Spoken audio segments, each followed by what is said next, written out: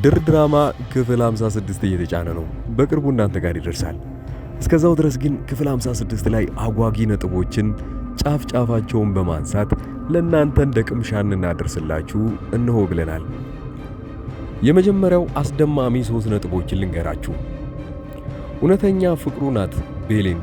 ነገር ግን ውሸቱ ስለተጋለጠበትና አደጋ ላይ ስለሆነች ልታስወጣው ትችላለች፣ ወይንም ደግሞ ቤሌን ስለ ጄሪ የዋሻትን ነገር በራሷ መንገድ ስትደርስበት ድጋሚ ከአምናን ጋር ትጣላለች።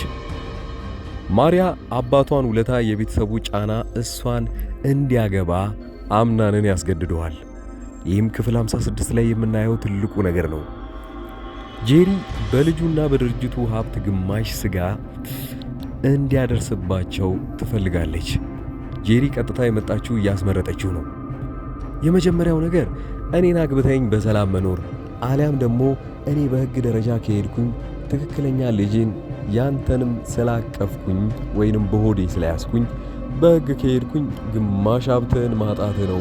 በሕጉ ደረጃ ከሄድን እንደማሸንፍ ታውቃለህ እያለች እያስፈራራችው ነው።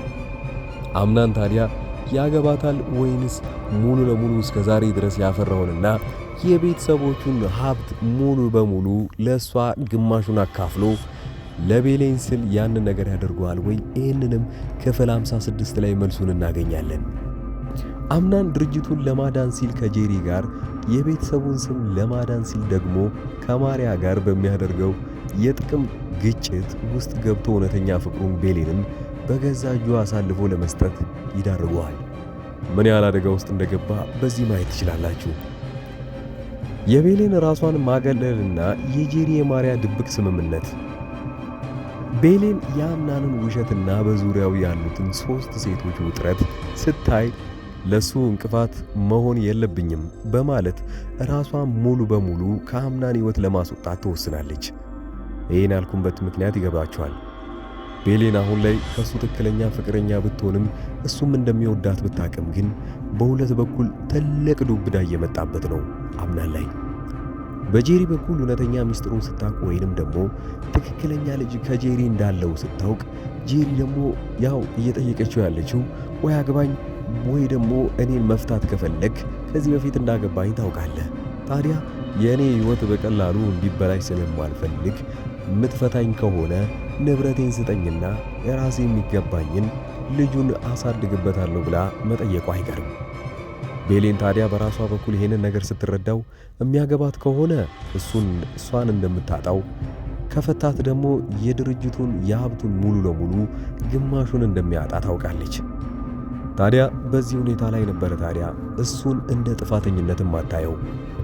እሱ እንደ ጥፋተኝነት አላየችም ማለት ራሱ ውሳኔዎችን እንዲወስን ለራሱ እቅድ ወይንም ደግሞ ለሱም የሆነውን ድርሻ ትሰጠዋለች ራሱ እንዲወስን። ያኔ የሚወስነው ውሳኔ ለሷ ቅር እንደማትሰኝ እናያለን።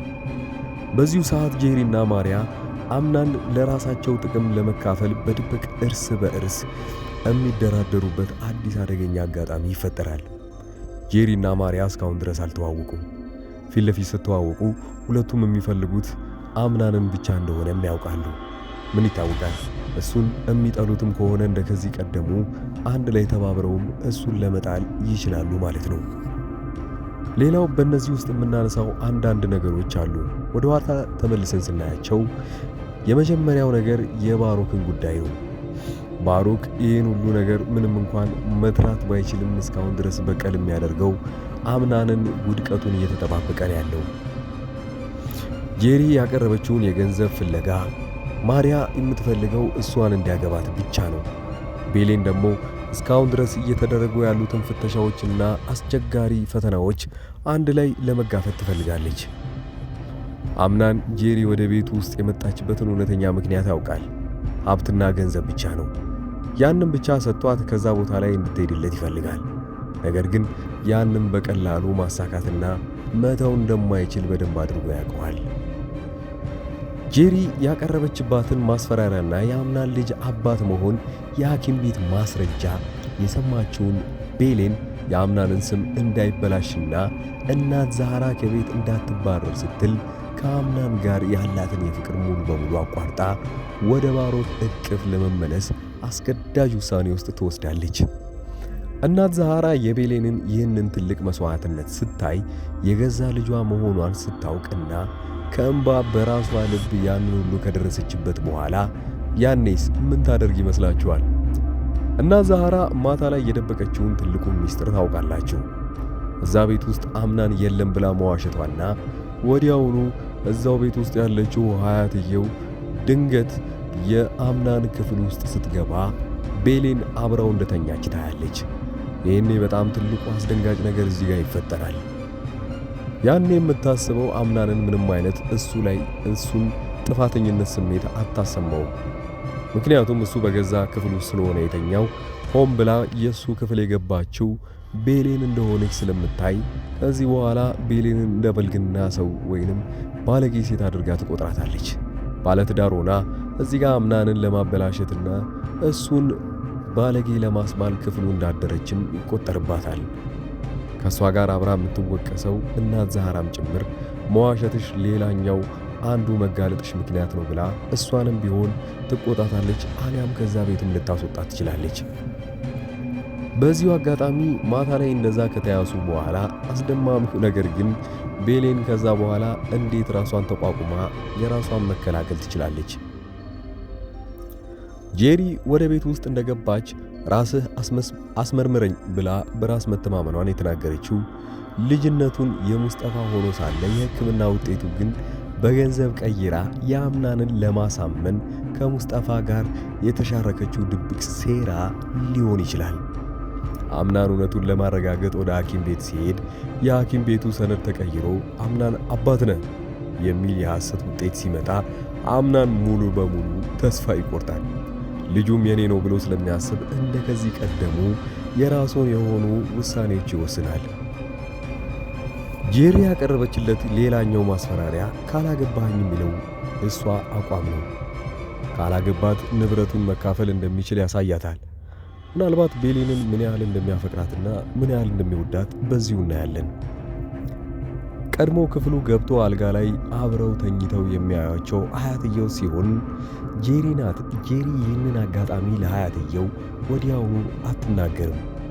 ይቅሉቁንም ቤሌን በድብቅ አስጠርታ አምላን ከኔ የተረገዘው ልጅ አምኖ እንዲቀበልና እንዲያገባኝ ቤሌንን ከአምናን ሕይወት ካልወጣች ይህንን ፎቶ እውነት ለሀያትየው ወይንም ለባሮክ አውጥቼ ቤተሰቡን እበትነዋለሁ ትላለች።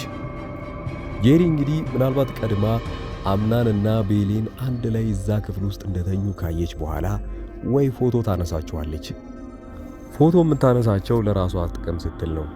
ሀያትየው እስካላወቀች ድረስ አምናንም ቢሆን ቤሌን ምንም አይነት አደጋ አይደርስባቸውም። ታዲያ ሆን ብላ ቤሌን እንደዛ ከሱ ጋር ፎቶ መነሳቷን ካየ በኋላ ጄሪ የምታስፈራራው አምናንን ነው። አምናን አየህ አይደለ ቤሌን አግብታለች፣ ባለትዳር ነች። ግን አንተ ክፍል ገብታ አንድ ላይ ስተኙ ፎቶ አንስቻችኋለሁ። ይህን መቼስ ሀያትየው እንዳታየው የምትፈልግ ከሆነ እኔ አድርግ የምልህን ነገር ማድረግ ይኖርብሃል። ቤሌን በዚህ አይነት ምን አይነት አደጋ ሊደርስባት እንደሚችል ታውቃለህ። ይህን ፎቶ ሀያትየው ካዩት ቤሌን እንደ ባለጌ እና እንደ ስድ ትቆጠራለች።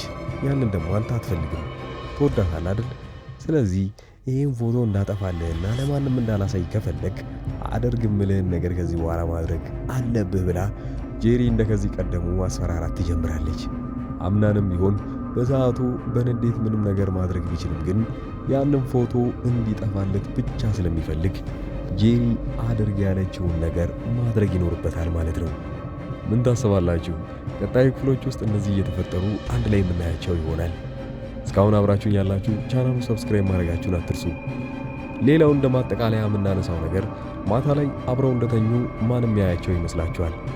ሀያትየው ካዩት ወዲያውኑ ቤሌንን እዛው ጋር እንዳለች ወይ ብልግና ነገር እያሳየች በዚህ ሁኔታ ላይ እዚህ መቀጠል እንደሌለባት ይነገራታል። ባሮክም ይህን ጉዳይ ከሰማ የገዛ ሚስቴን መቅጣት አለብኝ ብሎ ቤሌን ላይ ሌላ ጉዳት ማድረሱ አይቀርም።